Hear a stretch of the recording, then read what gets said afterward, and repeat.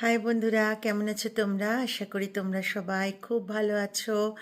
তো চলে এসেছি আজকে আবার তোমাদের সামনে কম্পাস সিরিয়ালের এই গল্পটা তুলে ধরতে। তোমাদের সামনে আজকে তুলে ধরবো হচ্ছে 10ই জানুয়ারি, মানে 10th অফ জানে কম্পাস সিরিয়ালে কী হলো, কম্পাসকে কি উদ্ধার করা গেল, ঋতুজা, বিহান এরা কি জানতে পারলো যে কম্পাসের বিরুদ্ধে কারা ষড়যন্ত্র করেছে, এই সমস্ত তথ্য নিয়ে কিন্তু চলে এসেছি তোমাদের সামনে। তো এই সমস্ত বিষয়টাকে খুব ভালো করে জানতে গেলে কি করতে হবে বন্ধুরা, ভিডিওটাকে স্কিপ না করে কিন্তু পুরোটা দেখতে হবে। তো চলো শুরু করি আজকের কম্পাস গল্পটা।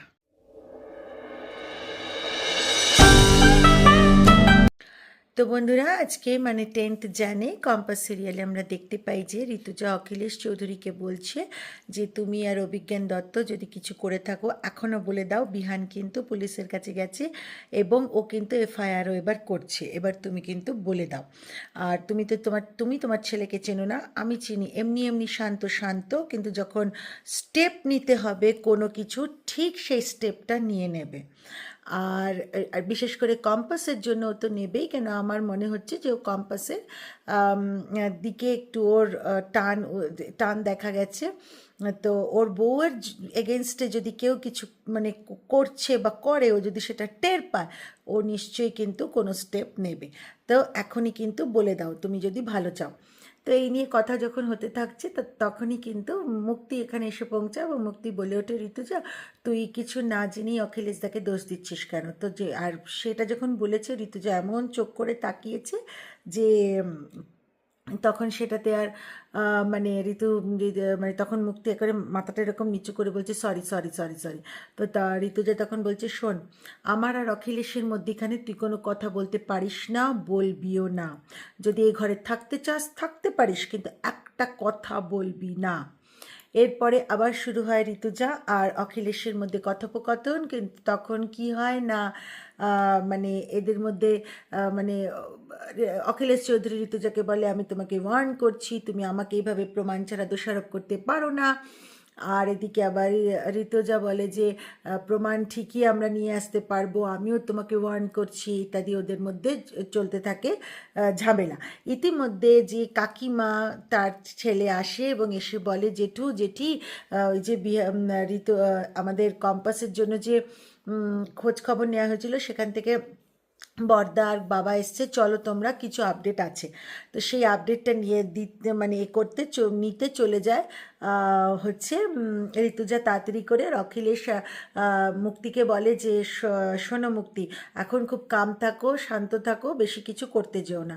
তো নিচে গিয়ে তারপরে তো মানে কাকা বলে যে হ্যাঁ, মন্দিরের একটা গলিতে একটি মহিলা দেখেছে যে কতগুলো লোক তুলে নিয়ে গেছে কম্পাসকে, এবং কম্পাসকে এটা কি করে বুঝেছে না, ছোট চুল আর চশমা পরা, এবং যে মানে ইয়ে দিয়েছে, যে ডেসক্রিপশন দিয়েছে, তাতে বোঝা যাচ্ছে ওটা কম্পাসই।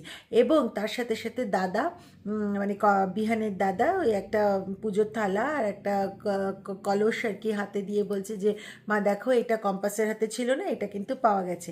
তো তখন বলল যে তাহলে গাড়িটা একটা লাল গাড়ি নিয়ে গেছে, গাড়িটার নম্বর দেখতে পাইনি, ইত্যাদি ইত্যাদি হলো। ইতিমধ্যে তো তখন এবার সকলেই আর কি মানে চিন্তা করছে, তাহলে কম্পাসের কি হলো, কম্পাসকে কিভাবে কেউ উদ্ধার করতে পারবে।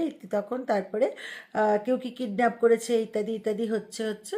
তো হঠাৎ করে কিন্তু মন্দিরে কে কে যাবে, কেন যাবে, কিভাবে যাবে, এই জিনিসগুলো যে আলোচনা হয়েছিল যেদিনকে, সেই ইনসিডেন্টটা হঠাৎ করে তুলে দেয় হচ্ছে বিহানের বৌদি, মানে বিহানের বড়দাদার বউ।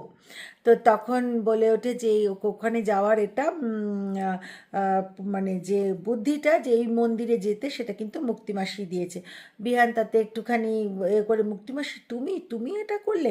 আর সকলে মুক্তির দিকে একেবারে হাঁ করে তাকিয়েছে। তখন মুক্তি বললে, এটা কি হচ্ছে, সবাই এইভাবে আমার দিকে হাঁ করে তাকিয়ে আছে কেন? আর মানে আমি এখানে কি করে? ইভেন বিহানের কাকাও বলে উঠলো, না না, সবাই মুক্তিকে দোষারোপ করো না, মুক্তি এখানে কি করবে, মুক্তির এখানে কোনো দোষই দোষী নয়, মুক্তি তো ক্ষমা চেয়েই নিয়েছে, বলেই দিয়েছে। তো যাই হোক, তো তখন আবার অখিলেশ চৌধুরী বলছে যে হ্যাঁ হ্যাঁ, আমাদের বড় বৌমা তো এখন মানে কম্পাসের সহায়তায় ঋতুজার কাছাকাছি আসতে পারছে, তো সেই জন্য অনেক কিছু বলার চেষ্টা করছে, বেশি পাকামো বেড়েছে। তখন তার উত্তরে বউ উত্তর দিল শ্বশুরকে যে আমি বেশি পাকামো না, যেটা সত্য, যেটা আমি মনে করলাম বিহানের জানার দরকার, সেটাই আমি বললাম। এর মধ্যে তো বিহান তো ছটফট করছে, বলছে আমি আর ওয়েট করতে পারছি না, আমি এবার যাচ্ছি এর কাছে, কম্পাসকে খুঁজতে। তখন মোনালিসা আটকানোর চেষ্টা করে এবং মোনালিসা বলে দাঁড়াও বিহান, আমি তোমার জন্য জন্মদিনে এসেছি, তোমারও যদি কিছু হয়ে যায়, বলে একদম আটকাবে না আমাকে, বলে বেরিয়ে যায়। তো তখন মোনালিসা একটু দুঃখ পায়। তো যাই হোক, অপরদিকে আমরা দেখতে পারি যে কম্পাসকে তো একটা রেল লাইনের ধারে নিয়ে আসা হয়েছে এবং বাকি যারা নিয়ে এসছে তারা আর কি বলছে যে কিছু করব না, আর ওকে একটু খালি ভয় দেখাতে হবে, এবং তারপরে টাইমটা দেখে নেয় যে কখন মানে ট্রেন আসার টাইম ইত্যাদি ইত্যাদি অনেক কিছু দেখে নেয়। তো দেখে নেওয়ার পরে এবার বলে যে হ্যাঁ ঠিক আছে, চল এখন চল, বলে যায় কম্পাসের কাছে আর বলতে থাকে যে তোমার কাছে যে জিনিসটা আছে, যে ফর্মুলাটা আছে, সেটা তুমি অভিজ্ঞান দত্তদের দেবে কিনা সেটা বলো। তো ও তো কোনো উত্তর দিতে চায় না। তো ইতিমধ্যে মানে কম্পাস তো কোনো উত্তর দেয় না, কিছু না। ইতিমধ্যে বিহানও তো খুঁজতে এসছে, বিহান একটা সাইরেনের আওয়াজ পায়। তো তখন বলছি এই আওয়াজটা এদিক থেকে আসছিলো মনে হচ্ছে, এদিক থেকে আসছিলো মনে হচ্ছে, বলতে বলতে হঠাৎ করে আমরা দেখতে পাই বন্ধুরা যে একজন বলে ওঠে ওকে ছেড়ে দাও, বলে পুলিশ কিন্তু চারদিকটা ঘিরে রেখেছে ইত্যাদি ইত্যাদি বলে তখন কম্পাসকে ওরা রেখে মানে ছেড়ে চলে যায় এবং বলতে থাকে যে বসকে আমাদের জানাতে হবে। আর ইনি কে তা তো দেখা গেল না। কেন দেখা গেল না বন্ধুরা? যিনি এসেছিলেন কম্পাসকে বাঁচাতে, উনি কিন্তু পুরো নিজেকে একেবারে এত অবধি একটা কম্বল দিয়ে নিজেকে ঢেকে রেখেছিলেন।